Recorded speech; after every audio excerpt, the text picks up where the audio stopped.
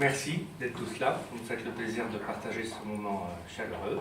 Aujourd'hui, on a l'aboutissement de l'industrie qui est maintenant un peu derrière nous, avec des usines entièrement robotisées dans lesquelles les êtres humains ne sont plus des agents de production. Ils ont complètement changé de métier. L'ouvrier du 19e siècle n'existe plus. En revanche, les usines sont quand même remplies de gens qui ont des savoir-faire qui n'ont rien à voir avec la production. Donc ils maintiennent, ils conçoivent, mais ils ne produisent plus. Le parallèle avec la révolution numérique, de la même manière, alors là on l'a pas sur cette slide, c'est la maîtrise de la donnée qui a été possible par des innovations techniques, donc là en l'occurrence les microprocesseurs, qui ont permis de passer de l'électromécanique à l'électronique et donc ensuite à l'informatique.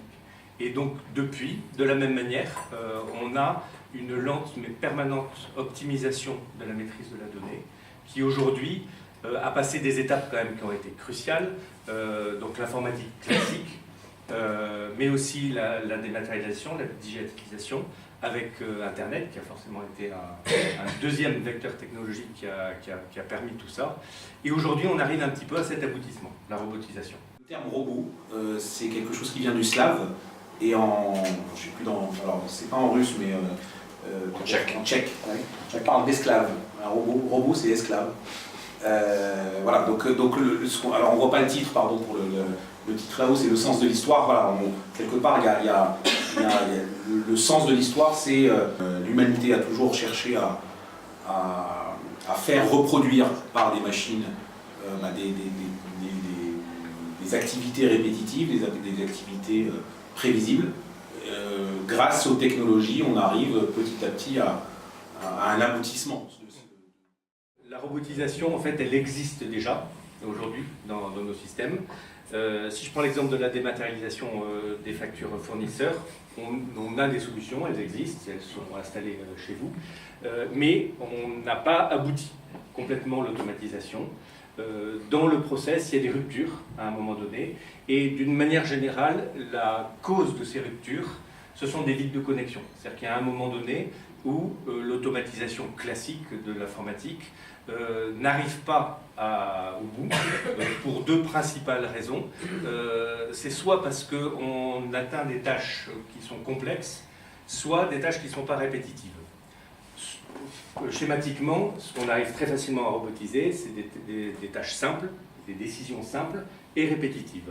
Mais quand on attaque des choses qui ne sont pas répétitives ou qui commencent à être complexes, aujourd'hui c'est concrètement des trous dans lesquels les êtres humains, à nouveau, font des tâches répétitives et enlèvent une grande partie du bénéfice de l'automatisation. Par exemple, dans les salles de marché, on sait faire aujourd'hui prendre à des systèmes des décisions qui sont sonnantes et trébuchantes en bourse, mais dans un contexte qui est ultra normalisé et ultra répétitif.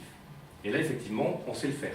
Mais dès qu'on sort de ce cadre-là, l'exemple effectivement dont on parlait, c'est dire dans ma stratégie, l'implantation dans un pays ou la création ou le fait d'aller dans un nouveau business, ben ça c'est des choses aujourd'hui qu'on n'a pas du tout idée d'automatiser. Qui sont tellement élaborés en termes de process et tellement peu répétitifs finalement que on n'en est pas encore à la robotisation de ces process-là. Mais si on va dans le sens de l'histoire, ça arrivera un jour. Alors on ne sera peut-être plus là, mais ça arrivera un jour. Après, sans aller jusque-là, aujourd'hui on parlait des factures fournisseurs, mais dans des processus très digitalisés, on a toujours des vides de connexion, et on va donner des exemples, on va échanger autour de ces exemples tout à l'heure, où malgré l'empilement de couches d'informatique, de RP, de couches applicatives, on a à un moment donné quelqu'un qui doit intervenir pour combler ce vide de connexion. Et les robots, la robotisation est là pour justement aboutir à une automatisation complète en comblant, en intervenant là où il y a le vide de connexion. Et c'est d'un point de vue outil informatique, l'introduction notamment du décisionnel dans des processus automatisés et la connexion avec la big data. Le sens de l'informatisation, la dématérialisation, la digitalisation a été très transactionnel. En gros, c'était plus de la production, c'est faire des tâches. Aujourd'hui, depuis quelques années maintenant, et de plus en plus, on va vers l'automatisation du décisionnel. c'est prendre des décisions grâce aux robots, selon des règles, des algorithmes, ou proposer des décisions par des robots. Il y a un exemple concret qui existe déjà dans une activité qui n'est pas du tout représentée ici, c'est les magasins Truffaut, qui, quand ils ont commencé à analyser la fréquentation de leurs magasins, se sont rendus compte qu'au-dessus de tous les autres critères, il y avait un critère idiot qu'ils n'avaient pas forcément perçu au début, qui est la météo. Et bien, ils l'ont intégré aujourd'hui, et donc ils intègrent avec la Big Data, alors c'est pas très compliqué d'intégrer la météo, mais une prévision sur quelques jours, et notamment le week-end, et ça alimente en proposition leur système d'approvisionnement. Voilà. Ça, ils ont comblé le vide de connexion qui était, ok, j'avais une décision de réassort qui était liée au stock, par exemple, mais j'avais pas la météo. Et du coup, j'avais un gars, enfin une personne, qui devait combler ce vide de connexion manuellement. L'idée, c'est de se dire dans une assemblée très très financière, concrètement, d'échanger avec vous sur un certain nombre de sujets. Alors on s'est un peu lancé en disant, aussi bien dans le domaine transactionnel que dans le domaine décisionnel, il y a pas mal de cycles, de process sur lesquels on voulait échanger avec vous sur l'intérêt, les enjeux qu'il y avait à la robotisation. Trois exemples sur ces thématiques-là, des exemples à la fois transactionnels et décisionnels. Par exemple, sur le cycle fournisseur, vous avez pour la plupart d'entre vous, vous êtes sur le point de mettre en œuvre des outils de dématérialisation de factures. Ça veut dire que les données qui sont sur les factures sont détectées par des machines pour être intégrées dans un système d'information. Et il y a encore quelques vides de connexion, et un vide de connexion assez classique, c'est la relance fournisseur, par exemple, où des fournisseurs continuent à relancer par mail des services comptables ou des services. Et ce traitement-là, aujourd'hui, c'est un vide de connexion, mais qui peut être totalement comblé par un robot, dans le sens où le tracking des mails, l'analyse sémantique des mails et l'analyse des demandes et le fait d'aller chercher l'information dans le système d'information pour aller voir où en est la facture et répondre aux fournisseurs, là on parle de chatbot, c'est quelque chose qui peut totalement être robotisé aujourd'hui. De la même manière que recevoir des factures fournisseurs, aujourd'hui on est très PDF, on devient progressivement très PDF en France, avec des fournisseurs qui envoient de plus en plus des factures PDF par mail. Là aussi, l'analyse du courrier électronique pour aller chercher, pour aller capter ces factures PDF et les mettre à disposition de la chaîne de dématérialisation, c'est des choses que font des comptables aujourd'hui, mais qu'on peut assez facilement automatiser. Donc là, on est dans le transactionnel de la chaîne fournisseur. Pour aller un peu plus pour rester un peu dans la comptabilité et parler de décisionnel, le boulot d'un réviseur comptable, donc dans la vie, dans le cycle de la production comptable, on a tous les jours des comptables qui font de la transaction, qui saisissent des factures, qui font des règlements, qui comptabilisent des écritures, parfois aidés par des chaînes automatiques de dématérialisation, voire de robots. Mais on a un processus qui, lui, est moins continu, qui est plus périodique, qui est de dire tous les mois, en fonction des arrêtés, tous les trimestres, on a des réviseurs d'un niveau qui vont analyser des comptes et aller à la pêche des anomalies. Donc qui ont quelque part, qui intègrent des règles de gestion de la comptabilité, qui vont aller chercher des anomalies, des aberrations, des mouvements suspects, des mouvements manquants, et faire de la révision comptable et compléter quelque part les comptes. Ces règles de gestion, c'est du décisionnel qu'on peut intégrer dans la tête d'un robot et faire surtout de la révision continue. C'est-à-dire que cette révision qu'on fait une fois par mois, une fois tous les 3 mois, voire une fois par an, et qui fait que vous êtes tous débordés en tant que direction comptable en ce moment, voire encore un peu, et si on passait à de la révision continue, peut-être qu'un jour on irait en vacances le 1er janvier. Parce que la révision se ferait toutes les nuits par des robots qui diraient tiens, le mouvement, j'ai pas besoin d'attendre. Voilà l'avenir du robot dans le processus de la révision comptable. Oui, Pascal. Je disais du 1er janvier au 31 décembre si ça veut dire si la transaction ne fait pas. On arrive à des sujets philosophiques. Oui, de revenus. Ça c'est aujourd'hui, des boîtes s'y mettent.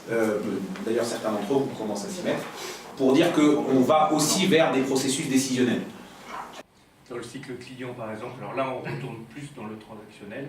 On s'est allé aujourd'hui automatiser assez loin, y compris les premières relances parce qu'elles sont mail ou électroniques. Et puis à un moment donné, paf, on a la rupture que on est obligé d'avoir un service recouvrement qui appelle le client.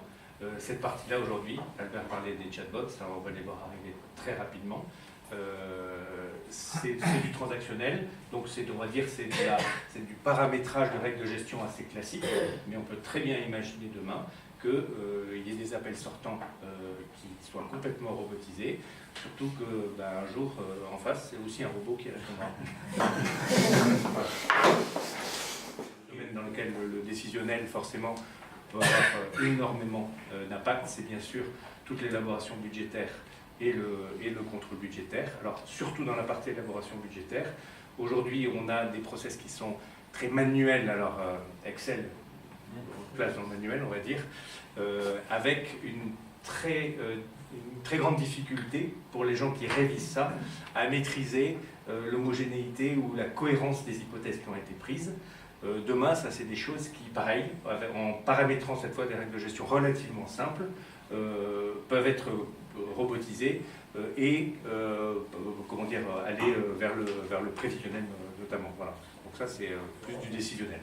On a évoqué quelques enjeux, quelque part on parlait de productivité, d'accélération, enfin, on va les voir un peu plus tard, mais on n'a pas parlé de prévention de la fraude et de sécurité.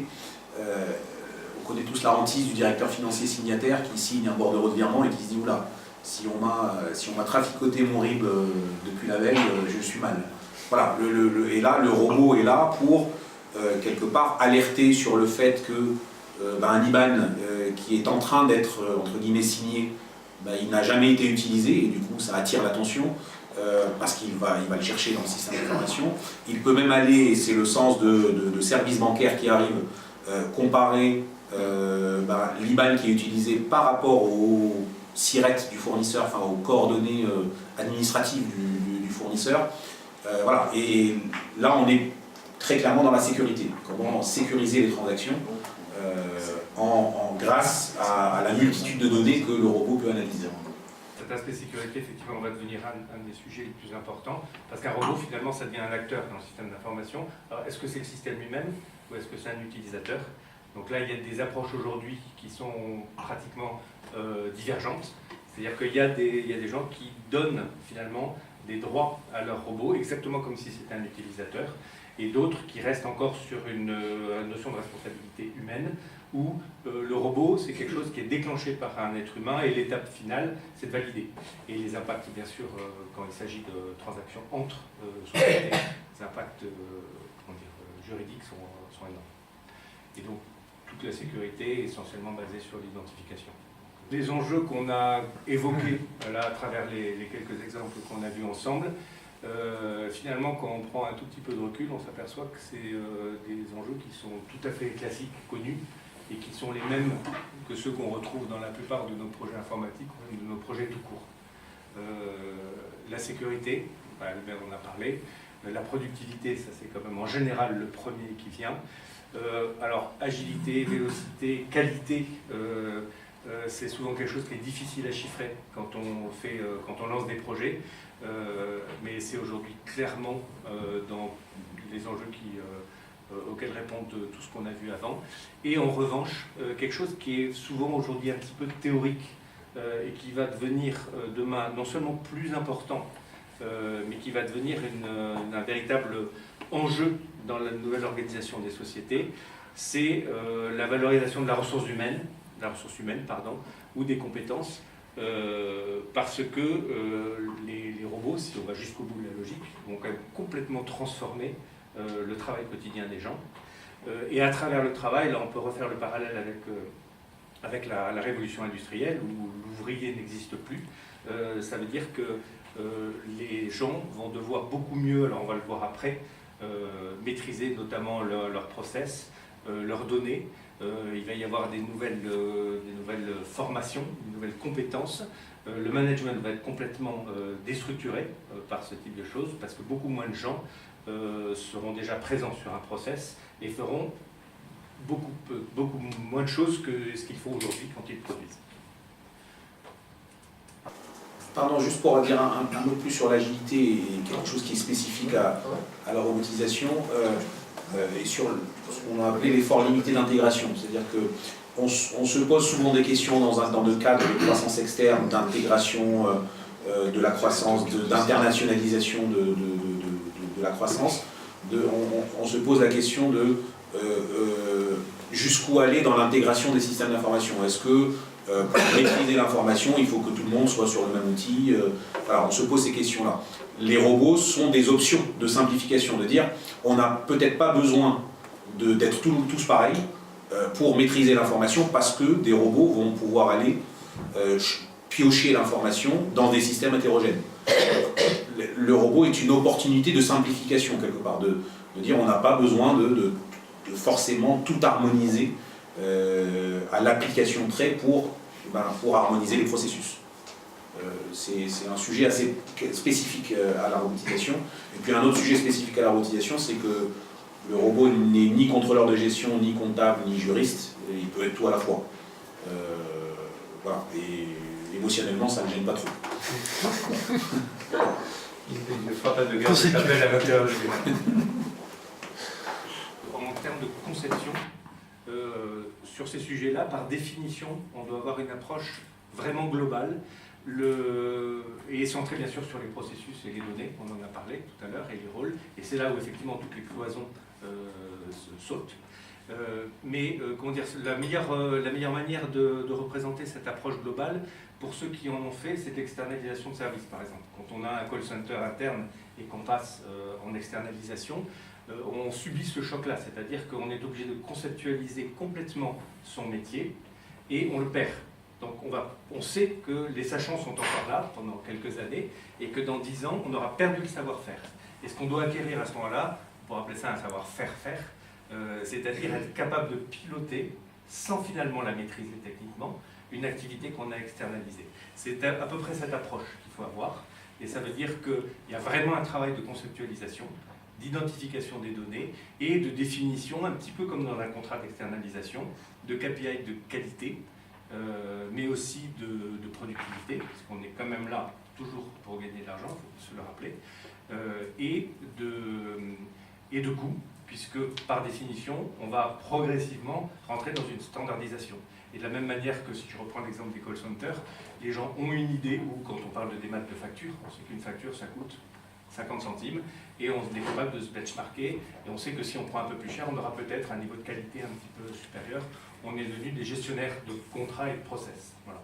Cette conceptualisation, elle va toucher tous les acteurs, y compris les plus transactionnels. Enfin, tous les métiers vont devoir, enfin, le comptable, le contrôleur de gestion, le trésorier, va devoir décortiquer, conceptualiser à l'extrême son boulot au quotidien.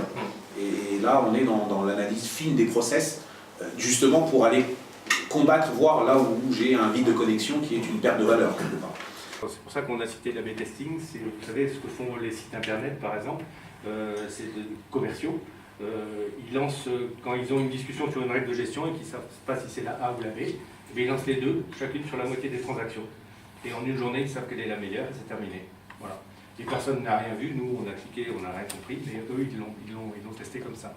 Cette approche-là, du droit à l'erreur, d'être capable de défaire pour refaire, parce qu'on va beaucoup plus vite, et sur les endroits où il y a des trous, alors tout ça c'est lié effectivement, c'est ce qu'on a mis à la fin, à pas mal de progrès, aussi bien techniques que méthodologiques en informatique, qui avaient ces lourdeurs aussi. Hein.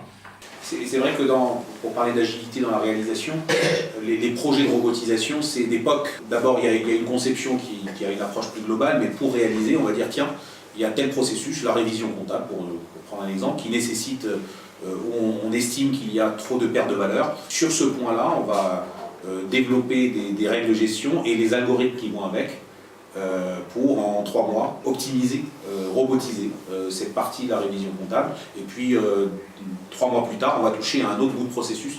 On passe d'un bout de processus à un autre et d'un projet d'optimisation à un autre. Voilà, c'est beaucoup plus agile que les projets traditionnels qu'on connaît tous. Alors si je reviens au début, parce que là on était très sur le comment, l'impact humain que ça a sur une organisation, alors là en particulier d'une direction financière, ça veut dire concrètement qu'il y a pas mal de paradigmes qui changent complètement, notamment sur des compétences en termes de données, de process, d'IT même, parce qu'il faut quand même maîtriser ce dont on parle, parce que l'IT devient beaucoup plus proche du métier. C'est des nouvelles compétences qui rentrent maintenant dans le domaine clairement d'une direction financière, mais c'est aussi une nouvelle manière, comme on dit, d'embaucher ou de mobiliser des ressources et de les manager.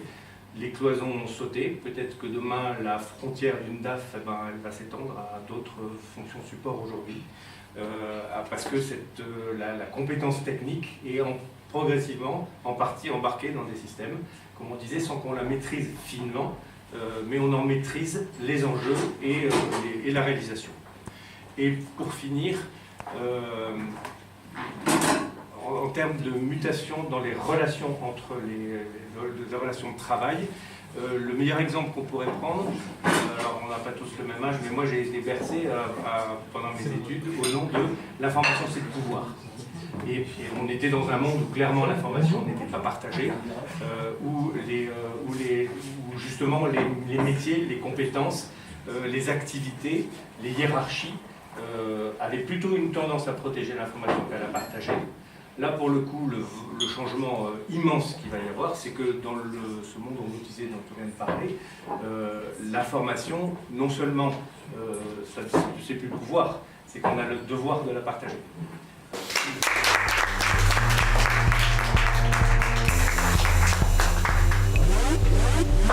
Merci.